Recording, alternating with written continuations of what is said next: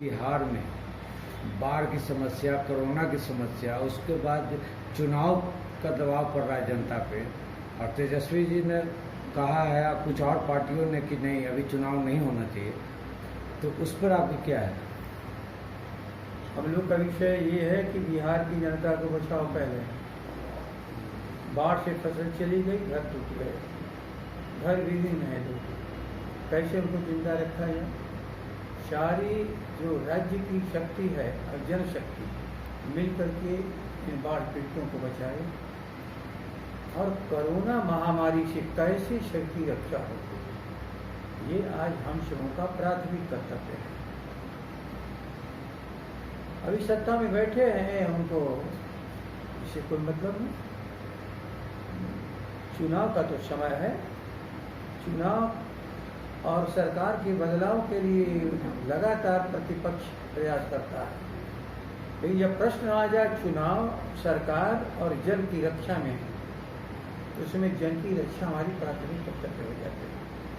इसी के तहत हम बिहार के वासियों को जो 1000-1500 किलोमीटर दूर पैदल चल करके आए और फिर यहाँ से पलायन कर रहे हैं, उनको रोजगार कैसे मिले, कहीं रह सकें, अपने परिवार में आए हैं तो परिवार में सुविधा मिले कि यहाँ पर टिक सकें। और बाढ़ का पानी उतरने के बाद फिर एक अलग ही ये महामारी है, उस महामारी की भी तैयारी करनी पड़ती है। पानी गंदा हो जाता है, सब कुछ नुकसानदेह हो जाता है, इसलिए बचाने का प्रयास आज सबसे प्राथमिक जिम्मेवारी है। इस प्राथमिक जिम्मेवारी सरकार आज समझ नहीं गई है और हम लोग सरकार को समझा नहीं पा रहे हैं। चुनाव से भागने वाले हम लोग नहीं हैं, हम तो इनको परास्त करने वाले, जनता इनको परास्त करने के लिए बेचैन है। हो सकता है कि हम ही लोगों के कारण कुछ अभी जीवन इनको मिला हो, चुनाव होगा या परास्त होंगे। एक सवाल है, कल हम भले सरकार बन जाए, लेकिन किसका? रोगी बिहार का, श्मशान घाट बिहार का, सबको बर्बाद करके बिहार की सरकार पा जाना आखिर किसके लिए? इसी जनता की सुविधा के लिए, जनता की सुविधा के लिए हम लोग प्रयास करते थे। चुनाव कमीशन से भी कहा, हम लोगों ने पत्र भी दिया, थोड़ा समय इसको टालिए, क्योंकि आप संवाद नहीं होने देंगे। आप कहते हैं कि केवल वर्चुअल रैली हो सकती है, तो वर्चुअल रैली का मतलब जनता से और नेता से संपर्क न होना। जनता को जानने दीजिए कि नेतृत्व करता हमारे नेतृत्व करने के लायक है कि नहीं। बात इतनी है और कुछ नहीं। उन्हें बेचैनी है चुनाव लड़ने की, हमें बेचैनी है बिहार को बचाने। कहीं कहीं मान रहे हैं कि ये नीतीश कुमार को डर है कि कहीं ना कुर्सी छिना जाए। क्या कह रहे हैं? नीतीश कुमार को डर है कि कहीं ना कहीं कुर्सी उनका छिना जाए, इसलिए वो चुनाव करना चाह रहे हैं। श्री नीतीश कुमार के भय से बिहार भयभीत नहीं होगा। बिहार भयभीत है, उसके लिए सरकार जवाबदेह है। बाढ़ से कैसे रक्षा, बाढ़ पीड़ितों की रक्षा कैसे, घर विहीनों की रक्षा कैसे, फसल की बर्बादी हो गई उससे कैसे हम मुआवजा कंपनसेशन दें, और इस महामारी से कैसे बचाएं।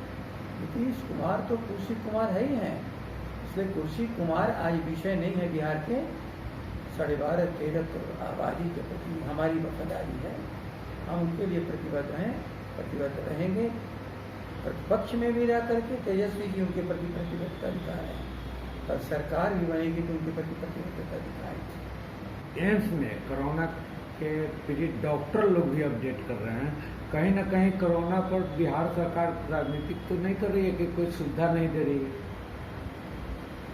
दुनिया मान रही है कि कोरोना की कोई दवाई नहीं, न प्रिवेंटिव न क्यूरेटिव। अस्पताल में भर्ती होने का मतलब बहुत एक सुविधा, ऑक्सीजन, वेंटिलेटर, आईसीयू, वो भी इनके पास नहीं है, वो भी इनके पास नहीं है। ये जो जांच का आंकड़ा दे रहे हैं वो तो फर्जी है ही है। नीतीश कुमार जी ये तो आंकड़ा आप दे रहे हो, ये 500 से ऊपर जो मरे हैं, वेंटिलेटर इनको सुविधा दी गई थी कि नहीं दी गई? और वेंटिलेटर की सुविधा के बाद भी कितने मरने वाले लोग हैं और कितने लोग इस वेंटिलेटर और आईसीयू से बाहर भरे हैं, तो साबित होगा कि कितनी क्रूएल ये सरकार है। आज लोगों के जीवन की रक्षा के लिए प्रयास न करना, रोगी की तलाश नहीं करना, फर्जी रोज आंकड़े पैदा करना। भारत में सबसे अधिक जांच हम कर रहे हैं। कौन जांच? जो जांच आप कर रहे हो रैपिड टेस्ट है, जिसकी तो विश्वसनीयता नहीं है। अरे लोगों को तलाशो, सचमुच जो रोगी हैं, अरे नहीं तलाशोगे तो उनकी दवा क्या होगी, बचाओगे कैसे? अस्पतालों को दुरुस्त करो, ये पता नहीं रोग अभी कितना दिन चलेगा। दुनिया में जो भी तलाश हो रही है दवा की और टीका की, उसकी प्रतीक्षा ही हम कर सकते हैं।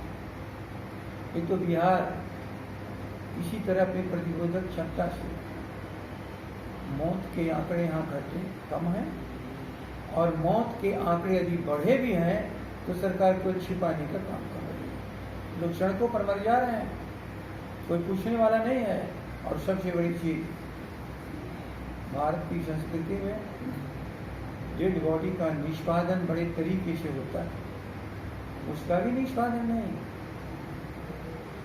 जो आपदा प्रबंधन की कानून है उसमें जब बायोलॉजिकल डिजीज हो तो उसमें सरकार की जिम्मेवारी है कि उस बॉडी को स्वयं अपने द्वारा इसके सारे अंतिम क्रिया का निष्पादन करे।